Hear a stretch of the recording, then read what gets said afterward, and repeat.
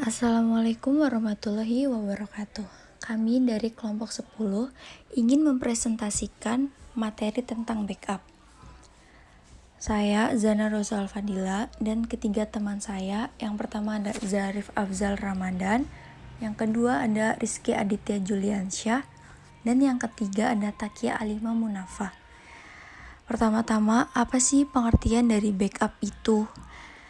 Nah, backup itu memindahkan atau menyalin kumpulan informasi atau data yang tersimpan di dalam hard disk komputer yang biasanya dilakukan dari satu lokasi atau perangkat ke lokasi atau perangkat ke yang lainnya. Dapat berupa berkas-berkas, gambar, video, audio, dan program-program tertentu seperti driver, Windows, dan software. Kemudian ada manfaat backup. Kira-kira apa ya manfaat dari backup? Nah, di sini manfaat dari backup itu ada 3. Yang pertama itu dapat melindungi data dari antivirus. Yang kedua, mempunyai cadangan data dari data yang hilang, rusak, maupun terhapus. Dan yang ketiga, fungsi backup mengacu pada faktor keamanan dan kenyamanan dalam menggunakan komputer. Selanjutnya di sini ada tujuan backup. Apa sih tujuan dari backup? Yang pertama itu untuk mengembalikan data apabila data tersebut hilang atau rusak, baik karena terhapus atau karena rusak. Dan yang kedua, untuk mengembalikan data ke titik tertentu di masa lalu seperti restore. Selanjutnya ada jenis-jenis backup. Jenis-jenis backup itu ada 3. Yang pertama itu ada full backup. Full backup yaitu membuat salinan semua data yang tersimpan ke dalam satu lokasi. Yang kedua itu ada incremental backup, yaitu penyalinan data baru sejak backup data terakhir dilakukan. Dan yang ketiga itu ada differential backup, yaitu penyalinan semua data yang telah diubah dari proses backup sebelumnya.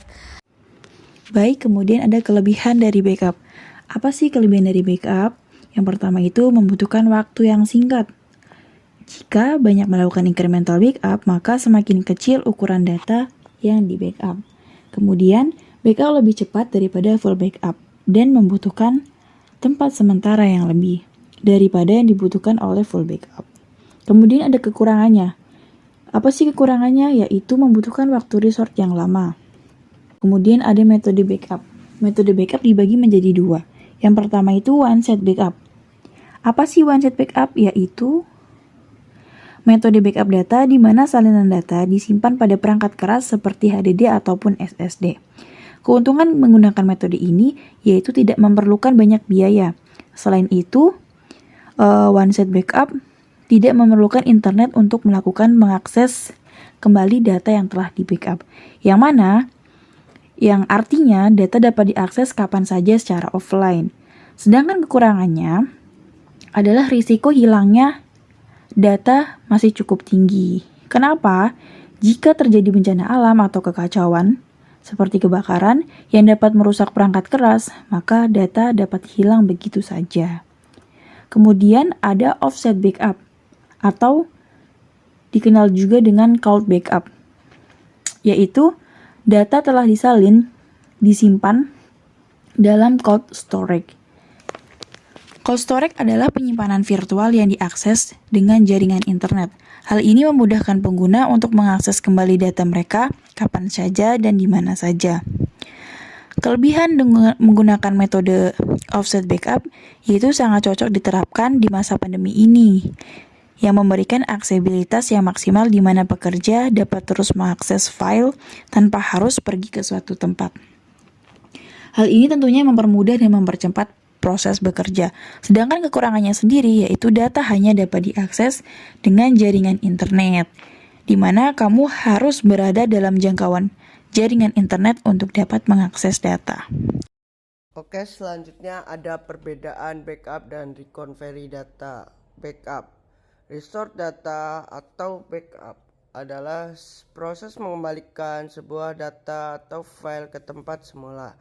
Jika data Anda terhapus secara tidak sengaja, maka Anda masih bisa mencari file data tersebut dalam recently bin komputer untuk kemudian dikembalikan ke tempat lokasi semula file itu berada di suatu folder tertentu.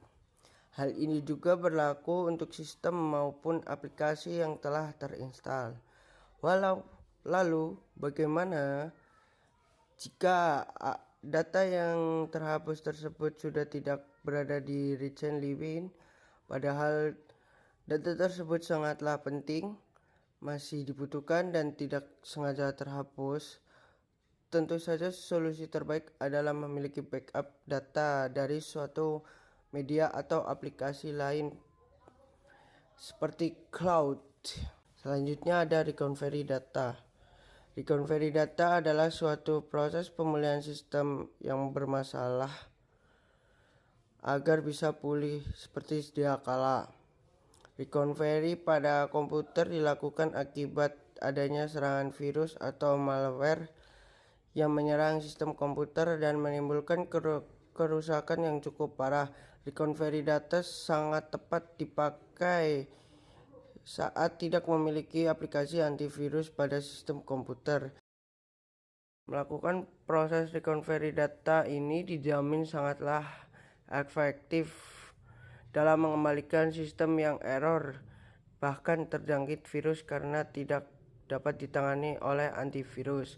Recovery dapat juga memulihkan berbagai data yang ada di media penyimpanan seperti hard disk, flash disk, memory card, dan kamera digital dan lain-lainnya.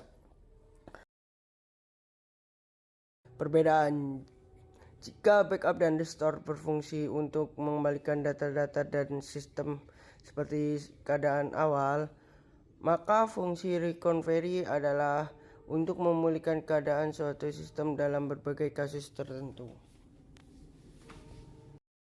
Oke, berikut adalah langkah-langkah membackup Linux. Kalian klik VM yang sudah dibuat, lalu klik garis 3 di sebelah kiri, lalu cari backup atau cadangan. Setelah itu kalian create new, kemudian backup vault-nya diganti namanya. Kalau di sini saya mengganti menjadi backup. Lalu untuk daily policy-nya kita ikuti default-nya saja, dan kemudian klik enable backup. Jika sudah seperti ini, kalian balik lagi ke beranda. Kemudian ikuti seperti langkah awal tadi dengan cara klik VM yang sudah dibuat, lalu klik cadangan, lalu nanti di situ ada tulisan cadangkan sekarang, kalian bisa klik. Kemudian kalian pilih tanggal untuk mencadangkan sampai kapan. Jika sudah, klik OK dan tunggu beberapa saat. Dan jika sudah muncul recovery-nya, maka itu kalian sudah berhasil membackup-nya. Oke, terima kasih. Sekian dari kelompok kami. Apabila ada tutur kata yang salah, mohon dimaafkan. Assalamualaikum warahmatullahi wabarakatuh. Oh ya, jangan lupa ntar kerjakan soal pada akhir video dan kalian bisa menjawabnya di kolom komentar. Oke, terima kasih.